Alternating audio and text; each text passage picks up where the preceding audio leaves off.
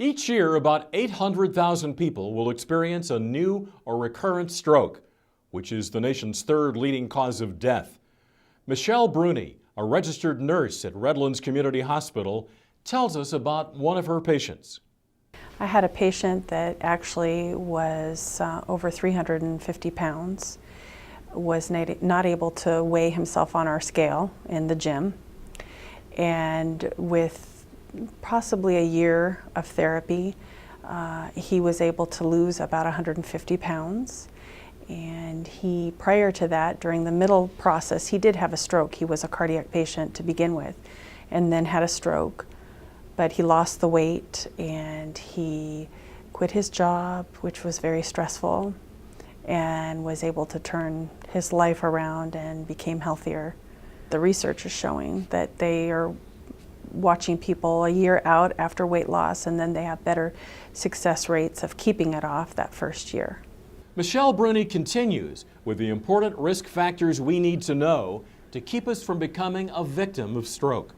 There are 11 risk factors for stroke, and they are high blood pressure, cigarette smoking, diabetes, carotid artery disease, peripheral artery disease, atrial fibrillation, other heart disease, sickle cell disease, high blood cholesterol, poor diet, physical inactivity, and obesity.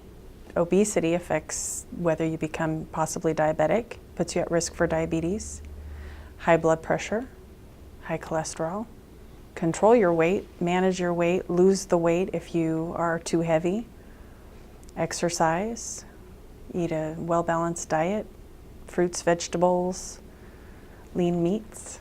Risk factors can be both environmental things that we can modify, change, like our diets, and things that we are born with genetically. Things like race, your gender, can affect the non-modifiable risk factors for stroke. Dr. Feng Liu, a neurologist, discusses additional risk factors that can cause a stroke.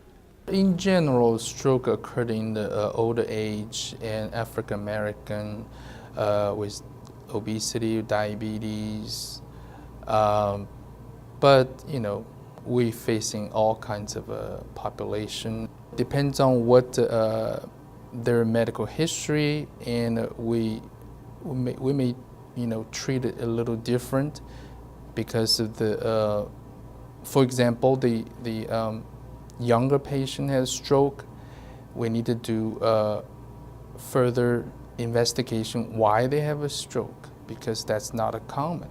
So we need to find out a genetic problem, defect, or other reason. For example, medication. Women take oral contraceptive, they're prone to have seizures.